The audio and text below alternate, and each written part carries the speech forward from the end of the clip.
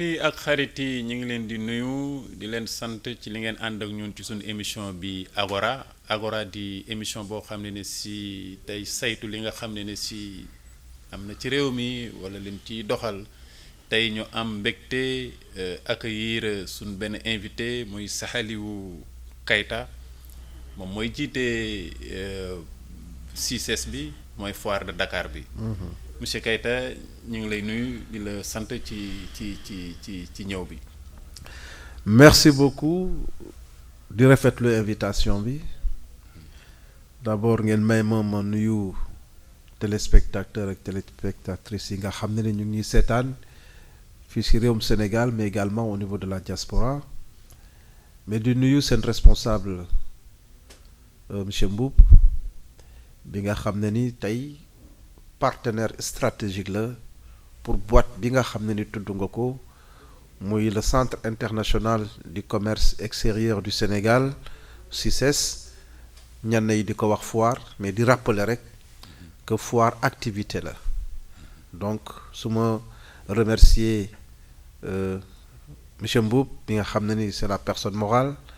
mais di nuyu collaborateur am yëpp di leen wax ni merci pour l'invitation. Alors monsieur Keita wax nga ko léegi foire activité la. yes boo xam ne si centre d'échange pour le commerce extérieur du Sénégal moo koy organiser. tout à fait. ñu gis ne jàpp ne gis ne dina am ci fan yu néew. li nga xam ne si moom la ñuy wax foire du Ramadan. foire du Ramadan lu ko lal la. oui d'abord balaa ñuy tontu question boobu il faut ñu rappeler parce que askan bi la ñuy waxal ñu xam lan mooy CICES. CICES dafa nekk benn instrument bu ma jàpp ni bu efficace la pour koom-koomu Sénégal l'économie nationale ñuy yëngatu ci domaine commerce moo tax ñu ne Centre international du commerce extérieur du Sénégal bi nga xam ne ni tutelle technique am c'est le ministère du commerce. 1974 la ko président Senghor mettre en place ba ma yegsee wax dëgg yàlla jamono jooju metti na parce que en période de Covid lañ ma installé à la tête du CICES. lu tax ma ne metti na parce que CICES institution d'appui au commerce la bi nga xam ne dafa nekk dans l'événementiel économique bu ñu waxee événementiel économique mooy mission organiser ay salon ak i foire yi nga xam ne ni ay manifestation commerciale la pour favoriser échanges commerciaux yi entre opérateurs économiques d'abord yu Sénégal mais également yu sénégalais ak bitim réew parce que ci économie lu ñu wax mooy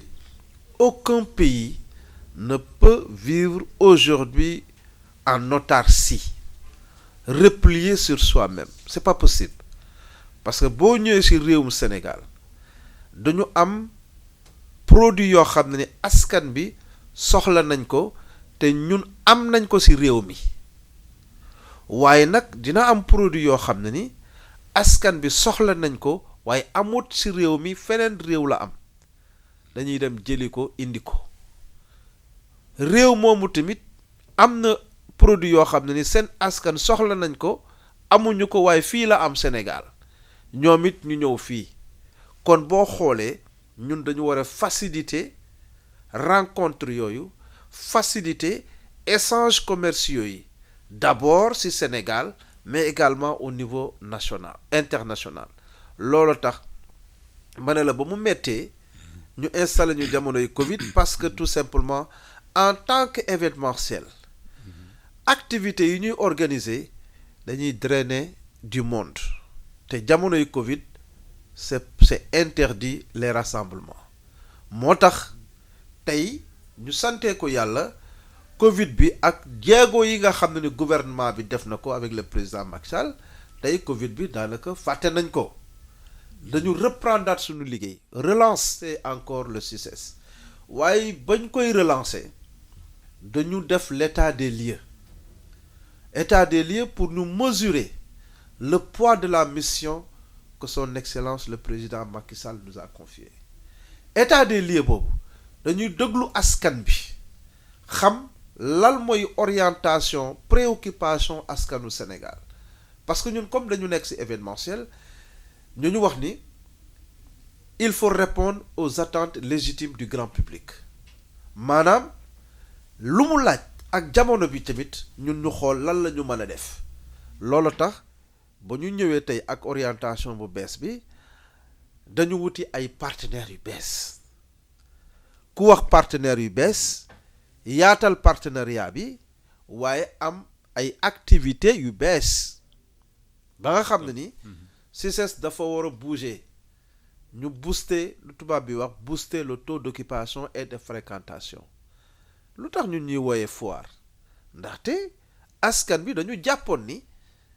chaque année benn activité mooy am après ñu tëj mbir mi c'est ça c'est pas ambitieux tey dañu wax ni ñun sunu liggéey mooy promouvoir l'expansion économique du Sénégal dans tous les secteurs d'activité xam nga loolu yomb na CICES devient transversal donc jamono bu ne ak lu mu laaj ñu organiser benn foire wala benn salon tey fin d'année bu amee mais ñu organiser la foire de fin d'année la foire des jouets pour les enfants. D'accord. Ramadan dañuy dem weeru koor pour ma ñëw ci réponse bi nga wax weeru koor lañ jëm c'est dans quelques jours dans 10 jours mais est-ce que ñun CICES dañu war a croiser les bras buñ ko defee rek nous avons failli à notre mission loolu tax ñu ne Sénégal dafa nekk réew moo xam ne ni plus de 95% ce sont des musulmans te musulmans yooyu weeru koor bu jotee c'est un mois de pénitence mais mois de forte consommation te CICES parc d'exposition la et de congrès ñu ne wàll boobu exposition bi ak congrès bi lal moo war a nekk suñu taxawaay ci biir société bi ñu ne léegi les produits sénégalais ak produits yoo xam ne day jóge à l'étranger mais na nekk ay produits yu sell produits halal yi nga xam ne askan bi soxla nañ ko ñu woo suñu exposants yi ñu ñëw def seen exposition vente ba nga xam ne ni suñu jigéen ñi xam nga tey yow sa soxna tey suñu yaay yi baax yi bu weeru koor jotee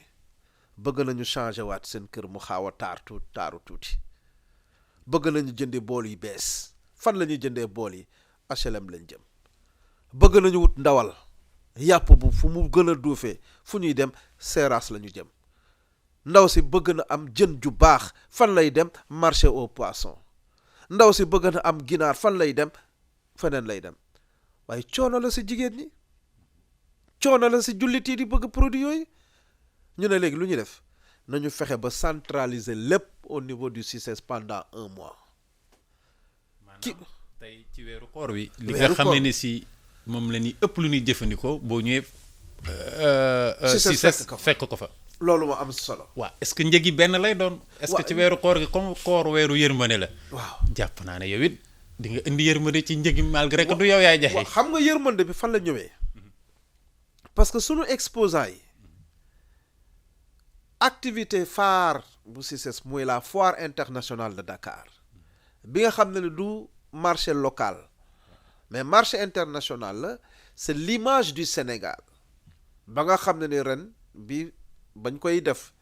am nañ ci indi nañ ci ay jéego pour wan nit askan bi parce que ñun askan bi la ñuy déglu bi nga xam dañu wax ni la foire de Dakar c'est devenu Sandaga bis loolu corrigé nañ ko léegi donc ku ñëw foofu xam ne ni c'est l'image du Sénégal qui est en jeu donc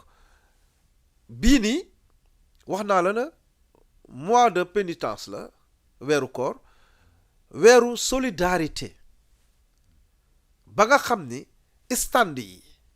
bi ñu doon jaay bi ñuy jaay 750 000 si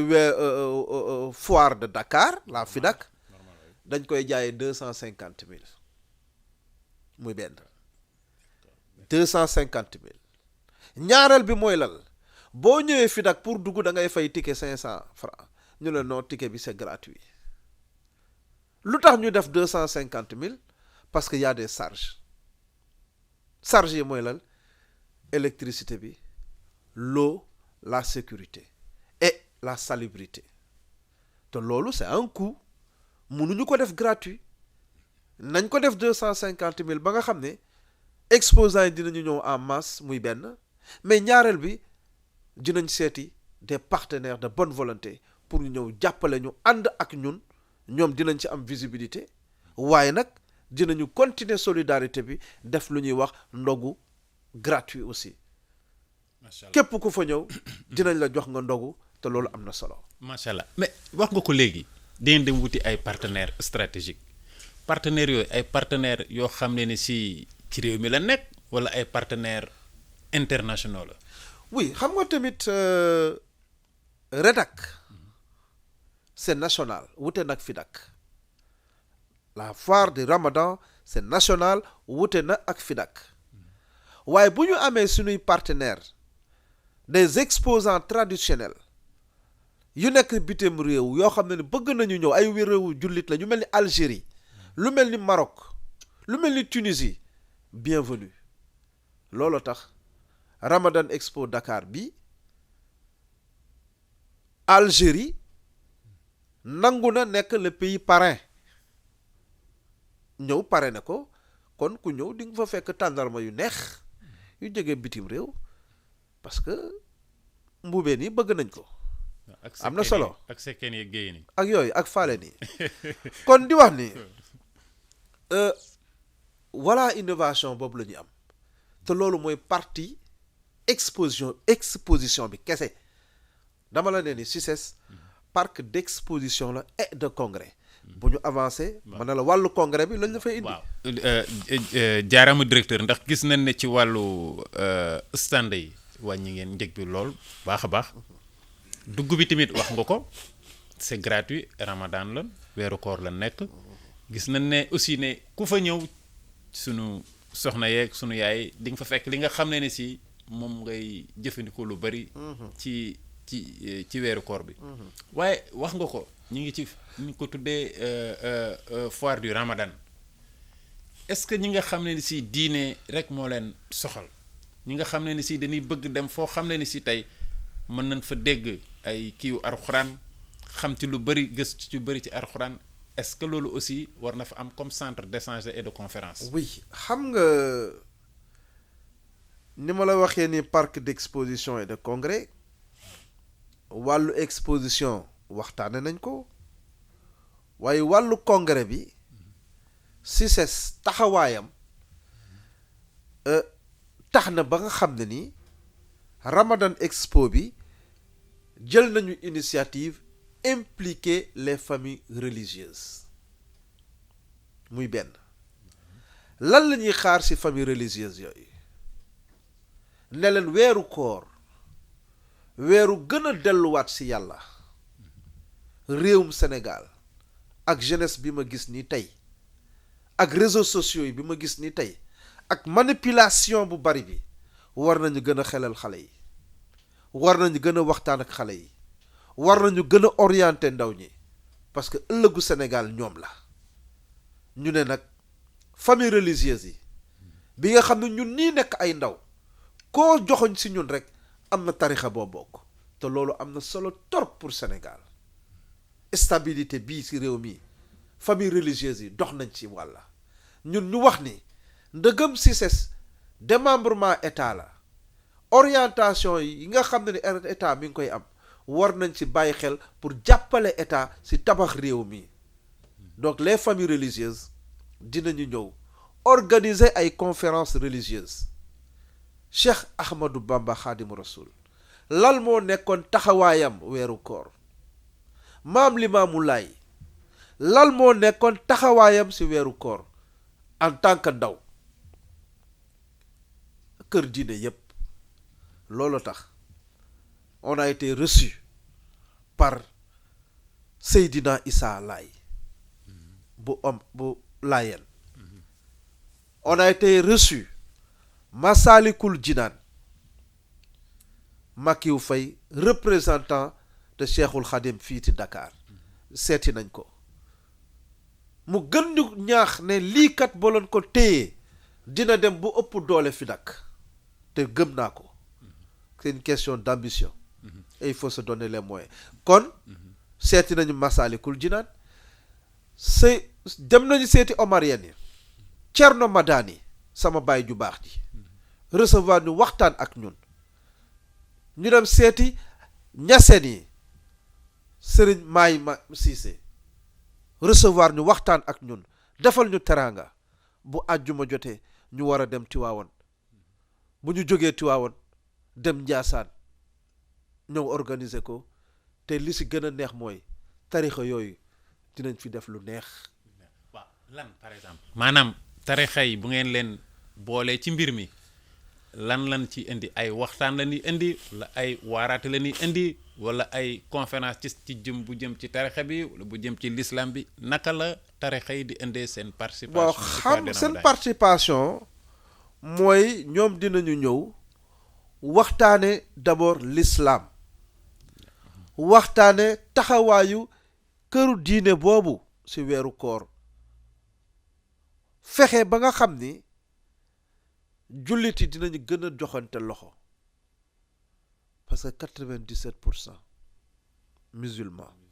te li ci des aussi muy sunuy mbokk chrétiens yi orientation bi ñu am ñun tamit moom la ñu am mébét bu jullit yi am ñoom tamit loolu la ñu am Sénégal benn bopp la te li si neex mooy Tiwaawan dina ñëw organiser xadaratul juma incha allah fii si CICES si weeru koor murit yi dinañu ñëw jàng fi alxuraan jàng fi xasida si weeru koor mosul am CICES te loolu mooy CICES kon loolu taxawaayu këru diine yi la waaye si biir këru diine yi dinañ ci ràññee ay ustaas yoo xam ne ni dañu spécialisé wu si wàllu culture si wàllu politique si wàllu économie ñooñu si wàllu social bu ñu ñëwee ñoom dinañu animer ay thématiques te loolu waxtaane si ay sujets d'actualité te loolu tamit am na solo mbokk yi ñu ngi leen di gërëm toujours yéen a ngi ak Agora émission bi nga xam ne si mooy saytu li nga xam ne si moo xew wala mooy dox ci réew mi tey ni leen ko waxee ñu ngi am mbégte di recevoir Saliou Keita mi nga xam ne si mooy diriger li nga xam ne ñi ko xamee lépp mooy foire de Dakar te muy centre international de commerce et d'échange du Sénégal directeur bu ñu la dégloo bu baax ak innovation yi nga indi ak li nga ci dugal yooyu yëpp ni nga ko élargir ni nga ko yaatalee jàppoo ne tey CICES mi ngi enjambé même compétence maanaam weesu na li nga xam ne ni si mooy mission am wala mooy compétence am wala mi ngi koy gën a yaatal en tout cas mi ngi def jéego yoo xam ne ni si tey génn ni ci ay champ de compétence am yaakaaruloo loolu. non lu tax xam nga dama la wax ni ba ñu yegsee dañu def l'état des lieux jamonoy Covid la mënuñu def activité parce que suñuy activité day drainer du monde on a profité de l'occasion pour càmbaraat mbir mi def état des lieux ñu mesurer véritablement la mission du CICES Senghor bu yeewu woon mu gis ni ñuy taxawee nii dina kontaan lool ci CICES man loolu moom xam naa ko moo tax ma ne c'est une question volonté li ñuy def ni loolu mooy liggéeyu CICES dañuy organiser des foires ak i salons mais nañu xam ne CICES parc d'exposition la et de congrès damal on a une salle 1200 places lu waral loolu mais c'est les grandes manifestations ñaata conférence ñoo am au CICES jamono yooyu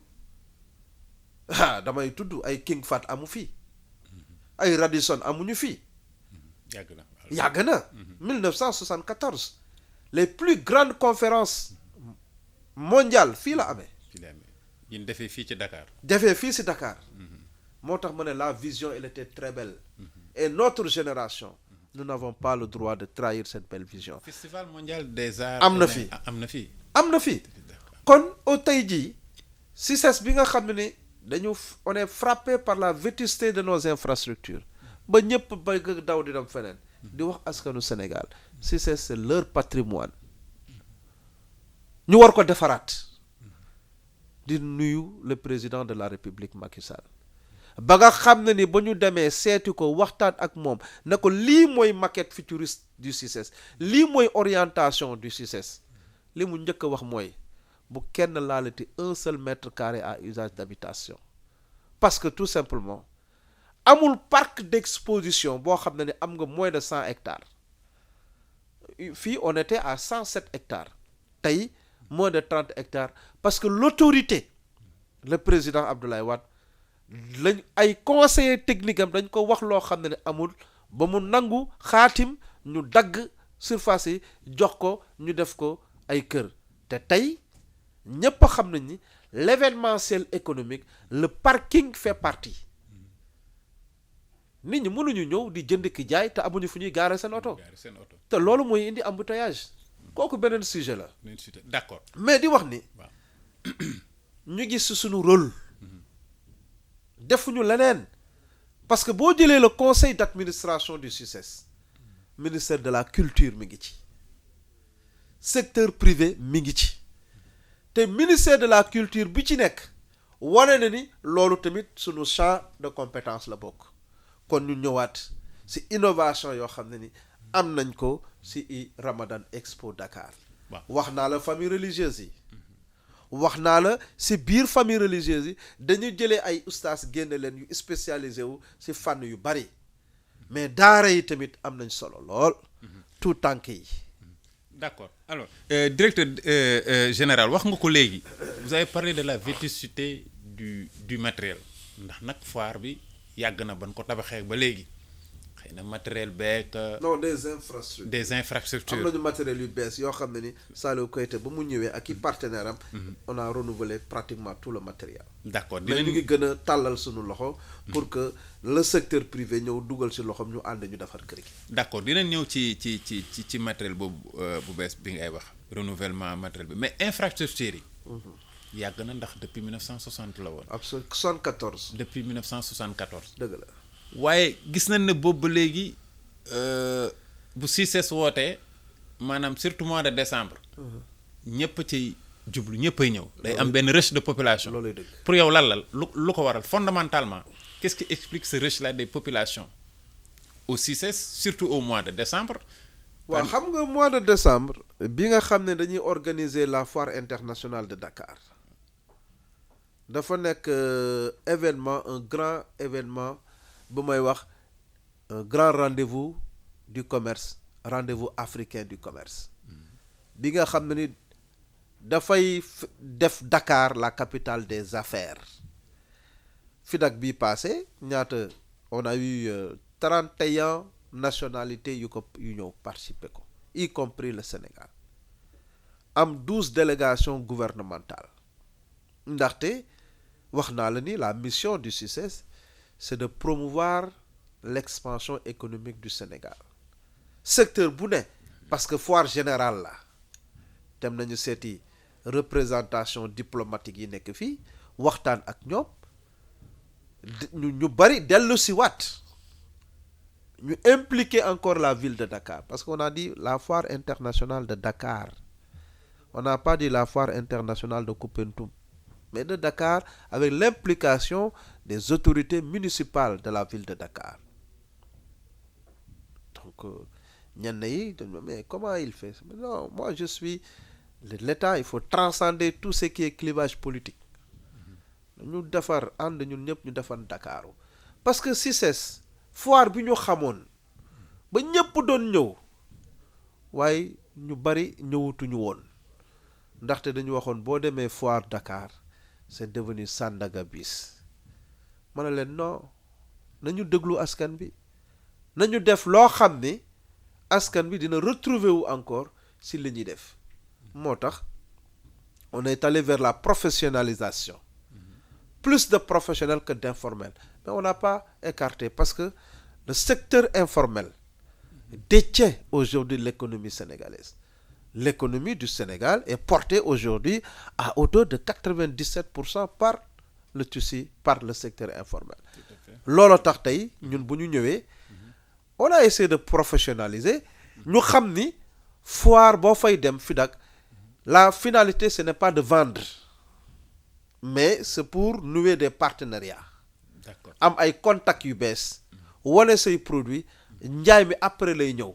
mais dafa am ñoo xam ne tamit ay acteurs économiques yoo xam ne ñoom jaay moo leen intéressé wala jënd moo leen intéressé ñu wutal leen seen pavillon bopp mooy pavillon du Sénégal bi nga xam ne ni fu fa dugg jënd ki jaay moo fa am mais ren moo nekkoon suñu première FIDAK bu ñu organisé on a vu quand même les choses et inchallah on a tenu une assemblée générale ak exposants yi te inchallah déwén on va améliorer les conditions de Alors, participation. est-ce simplement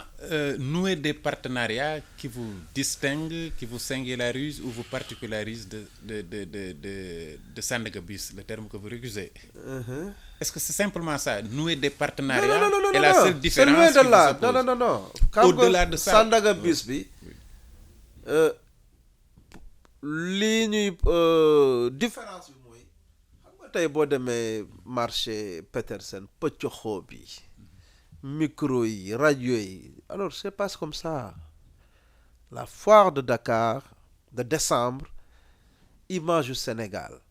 loolu tax on est allé vers une meilleure gestion des aires d'exposition tëgg tama amatu fi déedéet yooyu c'est fini tu viens tranquillement def say contact dem waxtu julli bu jotee micro central bi dina noddu annoncé nit ñi dem julli ji point barre ngoon bi bu jotee xale yi ñu woo leen ñu dem ci podium bi ñu animé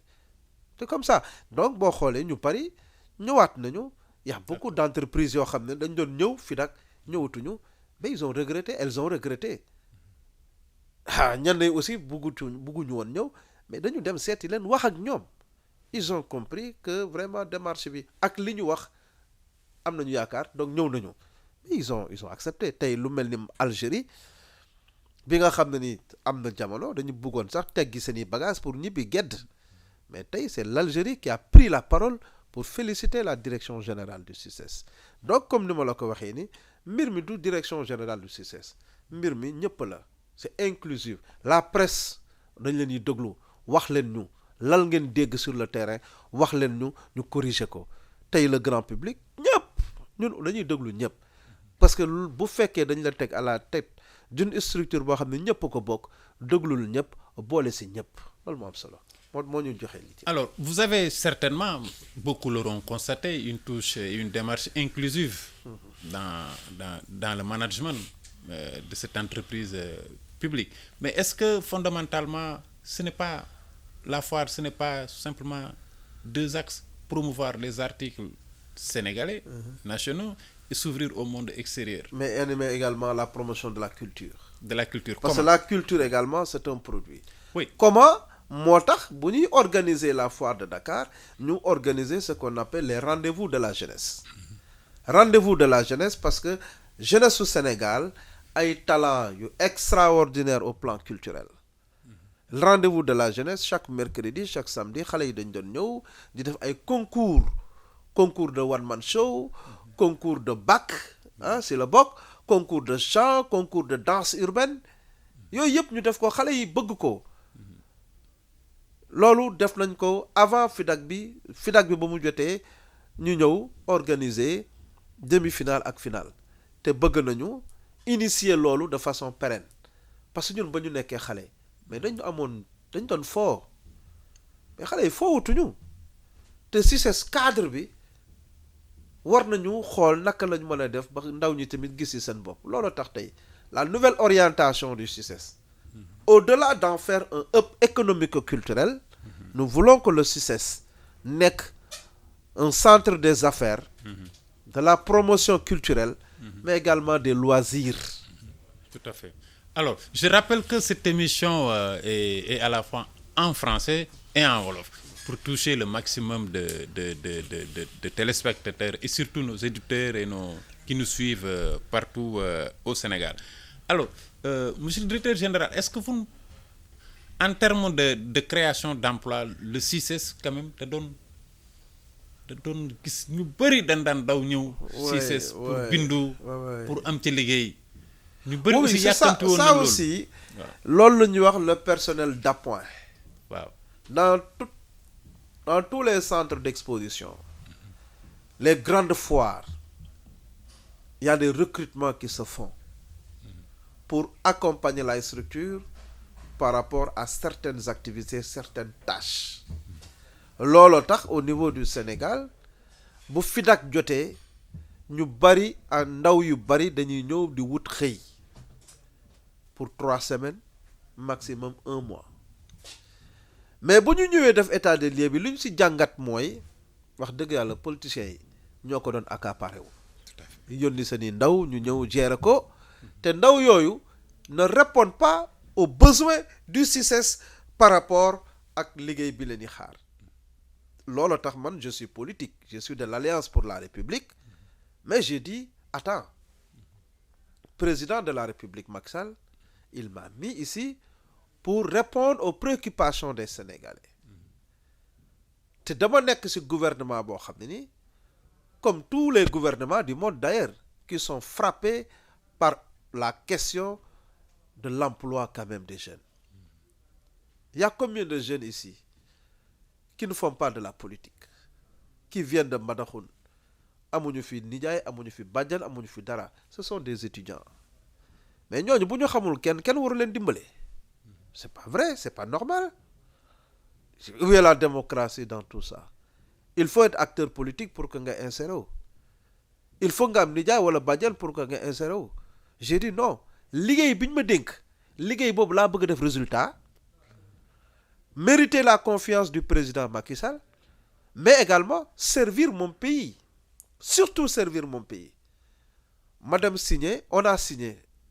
une convention avec des écoles supérieures pour ne pas faire de la publicité. wax leen ni vos étudiants sont formés en commerce international, vos étudiants sont formés en gestion, te ñun nous sommes centre international du commerce, il y a de la gestion. Ñëw leen ñu signer une convention pendant la FIDAK, mettez à notre disposition des jeunes qui ont la formation en commerce international, qui ont la formation en gestion. On les mettra en contact direct avec les entreprises qui participent d'abord sur FIDAK bi, mais également si ñun également suñu tâche si yenn ñu dugal leen si yenn direction yi ñu ànd ak waa direction générale bu CICES jàppale ñu si liggéey boobu. te loolu xam nga dafa am solo parce que xale yi stage yooyu le fait que on les met en contact avec le monde professionnel, mais dinañ xam les réalités du marché du travail.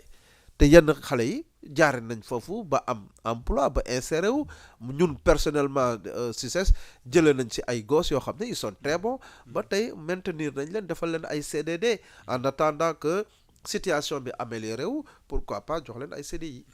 alors dégg ngeen ko yéen ñëpp yéen koy suivre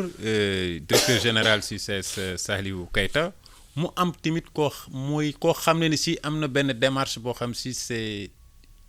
innovante wala mën naa ko tuddee noonu très attractif. gis ngeen ne aussi ci wàllu foire bi foiru Ramadan bi coppite yim ci indi gis ngeen aussi de façon générale organisation bi conférence yi et cetera jàppaloo ne nag tey directeur général lii lépp boo ko tëralee est-ce que bu commencé foiru Ramadan bi wala beneen événement wala conférence yi ngi ci indi yooyu yëpp est-ce que boo ko dooree di nga am foo dalal sa gan yëpp maanaam man tey bu ma jógoon ñëw ci Fabrique Seetaan est-ce que mën naa ñëw tranquillement bii c'est national. waaw c'est national, il y a moins de soucis bu fekkoon c'est international. mais question bi am na solo ndaxte si njëlbeen dama la wax ni ñun événementiel économique lañ te boo nekkee dans l'événementiel économique package de service la package yooyu wax naa la parking. waaw surtout parking bi. parking si la bokk. mais transport bi si la bokk. parce que gan bi buy ñëw bu jógee si région yi ñëw na Ndakaaru ñun tey war nañu liggéey nañu ak Dakar Dem Dikk ñu identifier sunuy exposants yi war a ñëw avec Dakar Dem Dikk mën nañu exposants yi mën nañu jóge Diourbel ñëw ak Dakar Dem Dikk exposants yi bu ñu nekkee biir Ndakaaru fii ñu bëgg a am ay déplacement ñu lënkoo nañu ak secteur privé bi te ren def nañ ko tey ku jógee bitim réew ñun dañ lay jëli CICES dañ lay jëli ba aéroport indi la fii Dakar. indi la yóbbu la sa hôtel mooy CICES transport loolu innovation indi nañ ko mais nit ki boo transporté am na fu mu war a dëkk def nañu CICES hébergement parce que sunu site bi fii tey ñun war nañu construire un centre d'hébergement mais xam nga amuñu moyens yi mais c'est le secteur privé qui va venir dinaa ñëwaat encore ci boobu muy hébergement restauration aussi nit ñi le grand public la grande masse bu ñëwee la restauration de la grande masse aussi war nañ ko def te loolu boo xoolee CICES 1974 le président Senghor ak li ma fa fekk comme infrastructure loolu yëpp dispositif bàyyi foofu lépp dispositif bàyyi foofu mais c'était abandonné puisque c'était abandonné il faut remettre ça maintenant remettre nañ ko naka lañ ko remettre dañu signer des partenariats avec des privés hôtel yi nga xam ne dañu wër fii gani bu ñëwee foofu lañ leen dalal moyennant ristourne pourcentage buy revenir au CICES de même que transport bi restauration bi dañu travailler avec les chefs cuisiniers du Sénégal loolu lañ ko defee tey kon di wax ni tey ñun la maquette futuriste du CICES pare nañ ko war nañ ko présenter Sénégalais yi war nañ ko présenter askan bi pour wax fan lañ bëgg a jëmee CICES te loolu am na solo. maquette futuriste boobu doon na baax loolu Tawhid TV am ko. dinañ leen invité incha allah bu ñuy def présentation. pour mën ko projeter gis nañ ne démarche innovante boobu am na ci benn point boo soulevé léegi muy site d'hébergement bi. oui mu doon loo xam ne si ce sera lu particulier lu. waaw loolu mooy yoon xam nga tey ñun ak sunu site bi tey. dans le cadre du partenariat public-privé moi je suis spécialiste en marché public. di wax ni tey la convention de concession buy lier l'État du Sénégal et la direction générale du CICES expiré na depuis 2009 depuis 2009. d'accord mais man maa ngi yegsi en 2020 mais ba ma yegsee dama ne non c'est pas possible lii war nañ ci trouver une solution waxtu bu may wax ak yow nii le document est sur la table du ministre des finances mon grand frère Abdoulaye Daouda Diallo ma koy ñaan mu dimbale ñu signal ñu ko ngir askanu Sénégal te loolu am na solo bu loolu buñ ko signé dinaa mën a dem dans le cadre du partenariat public-privé mais mobiliser ay fonds pour tabaxaat CICES pour en faire. maanaam bu ma la déggee convention boobu dina la gën a mën a jox prérogative mooy nga dem. xam nga loolu mooy lan ñëw indi tour biir CICES loolu mooy état bi day wax ne CICES joxaat nañ leen. parce que état bi moo ko moom. tey état bi bu ko neexoon loolu tax Abdoulaye Wade comme affaire bi expiré na président Abdoulaye Wade amoon sañ-sañ dagg jox ko ay acteurs ay particuliers. waaw est-ce que léegi loolu dañ na ba tey jii tey président Macky Sall bu ko neexee mu def ko mais lan la ma wax non que bu ko kenn laal benn suuf bu ko kenn laal alaa nañu bëgg a CICES disparaître le président Macky Sall a compris il a compris te loolu tax tey chaque fois man ma ne dagg nañ lii mais le parc des expositions de Diamniadio mais ça c'est notre mission am nañu compétence yi ñun nous sommes l'État mais nañ ko mettre à la disposition du CICES kooku plateau bu ma toog dinaa ko wax parce que dañu bëgg a liggéeyal askanu Sénégal dañu bëgg a gunge le président Macky Sall qu'on nous donne les conditions les moyens de faire ça. donc plateau d'exposition centre d'exposition bi nekk Diamniadio du démembrement au CICES. non du démembrement au CICES est-ce que kon foofu amul conflit de non compétence non parce que foofu muy def loolu déedéet c'est-à-dire que yooyu c'est toujours dans l'événementiel xam nga tey boo demee en France bi nga xam ne ni G11 tey bu signé une convention avec le CICES parce que dama leen seeti mais le 16 juillet date de l'indépendance de la France G11 mooy def installation yi défilé bi tey le CICES bu 4 avril jotee centenaire obélisque CICES moo war a dem def installation yi buñ ko jox ay privé même mais loolu tax ma ne déglu ma tey dama ne war nañu dooleel CICES loolu mooy liggéeyu CICES état bi am na ko tey jii CICES war na lëkkaloo ak ministère des finances mais ministère des finances DMTA mais DMTA qui s'occupe du matériel mais DMTA ak CICES war nañu mën a lëkkaloo am sa matériel là ñun am nañu ay agents yoo xam ne c'est des monteurs de stand mais balaa ñu jël ay millions di ko jox ay secteur privé bi mais l'État aujourd'hui le CICES peut faire ce travail lañ ñu ko jox. muy loo xam ne ni si aussi lu am solo la parce que ku xool aussi Sénégal gouvernement Macky Sall bi mu ñëwee ba léegi aussi président Macky Sall mi ngi inauguré inauguration yoo xam si day indi nit yu bëri bi ci mujj bi mooy stade du Sénégal te boobu sonorisation beeg kii beeg yooyu yëpp. stade du Sénégal bi nga tudd xoolal boo demee en Europe G11 dañuy tabax stade G11 dafay tabax ay piscine kon la mission du CICES tey même les textes portant mise en place du CICES organisation war nañ ko xoolaat pour élargir encore xam nga lu tax parce que dafa am beneen structure boo xam ne CICES la jógee muy ASEPEX c'est à partir du CICES ñu jëlee loolu pour la participation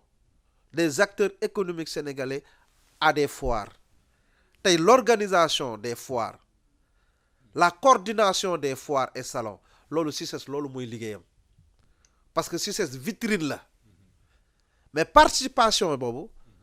indi ay Sénégal ñu participer loolu ASEPEX la kon allégé nañu mission CICES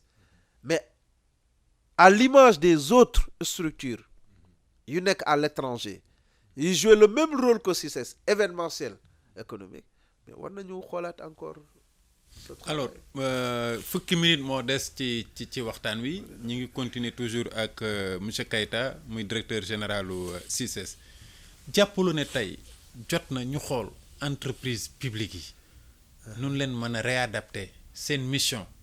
seeni objectif est-ce que mënuñu ko réadapter au contexte actuel parce que jàpp nañ na ci lu bëri loo xam ne si tey am na ñu koy def te loo xam si foire waroon na ko mën a def te du xam nga tey état bi du ci dépense xam nga si mi ngi koy dépense mais loolu mooy dëgg xam nga tey li ngay wax ni privé public tey l'orientation du gouvernement c'est l'approche projet et l'approche projet si tënk rek mooy da ngay xool fast track la ñu wax mais lan la askan bi soxla par rapport ak sama mission defal loolu loo mën a def en temps réel rapidement nga def ko population bi kontaan affaire yi du lu ñu luxus c'est très simple c'est une question de volonté maintenant tu as la volonté tu te donnes les moyens de matérialiser cette volonté loolu boo ko defee rek mais secteur privé aussi gunge ñu il faut que secteur privé bi gunge ñu loolu tax ma ne boo jëlee tey la composition du CICES il y a que le secteur privé qui est là-bas am na culture oui état mais le secteur privé ñoom ñoo fa nekk à 97%. Ça veut dire quoi que secteur privé bi moo war a ñëw dugal loxoom ñu defaraat CICES mais l'état li muy def na ko le président Macky Sall nous a aidé aujourd'hui avec la fondation Getty Canada ba ñu am benn subvention pour ñu démarrer une première phase d'étude parce que moo tax ma ne la phase étude boobu moo tax tey ñu am l'accompagnement de 2 architectes benn sénégalais ak benn marocain pour que ñu réhabiliter le CICES et on a fait venir les 2 architectes qui ont construit le CICES en 1974 invité naa leen ñëw nañu ils étaient très contents par rapport ak nouvelle démarche bi parce que jamono yooyu. xanaa ñooñu de ay màggat lañ fi. Ah oui, ils ont 75 ans. jamono yooyu le CICES était loin de la ville mais tey le CICES est dans la ville. au cœur même de la au ville. cœur de la ville beneen perception la ñu war a am beneen taxawaay la ñu war a am te loolu am na mais solo. comment voyez-vous yaa ngi koy wax léegi secteur privé bi dafa war a ñëw dugal loxoom ci biir mais l'implication comment devrait se traduire l'implication du secteur privé.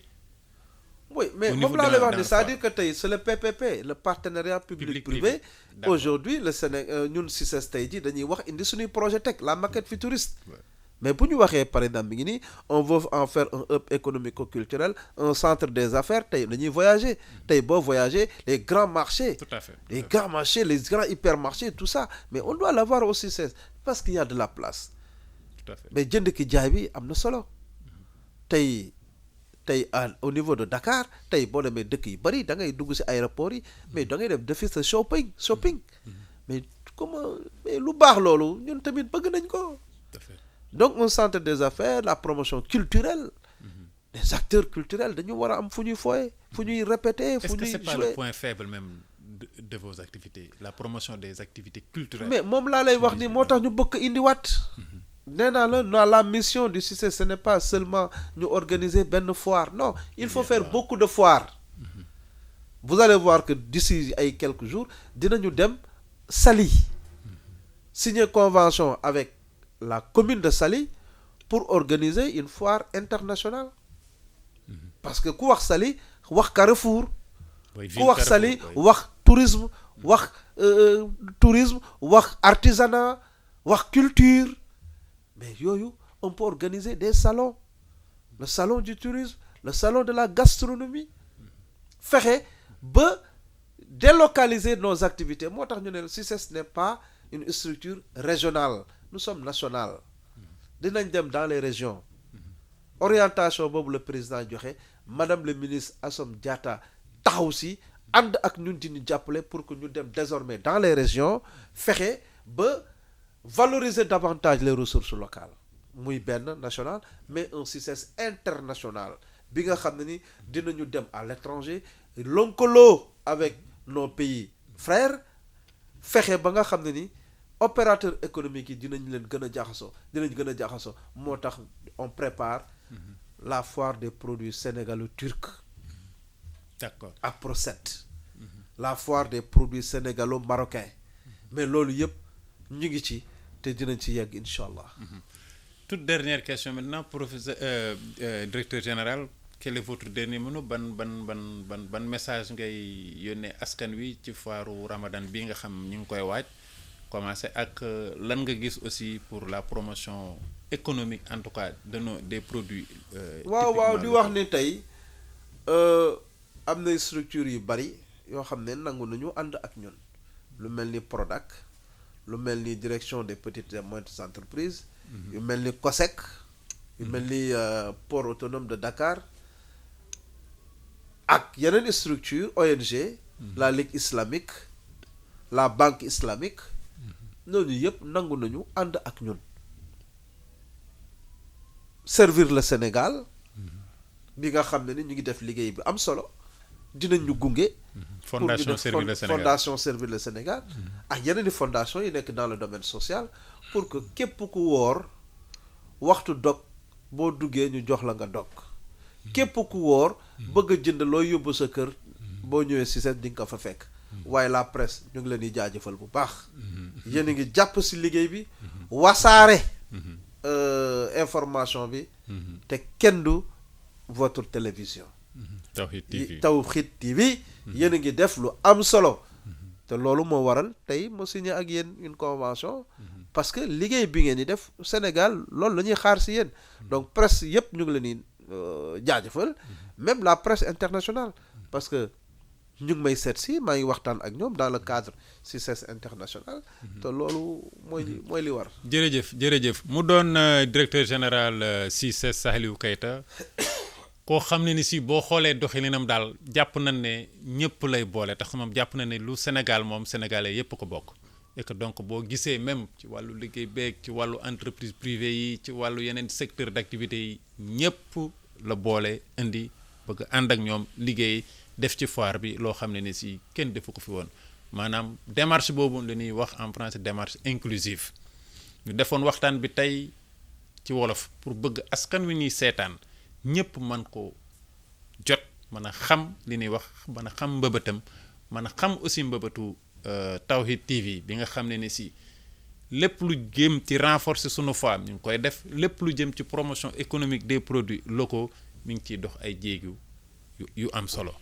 ñu leen doon gërëm di leen sant di leen invité waat ci beneen rencontre Agora jërëjëf.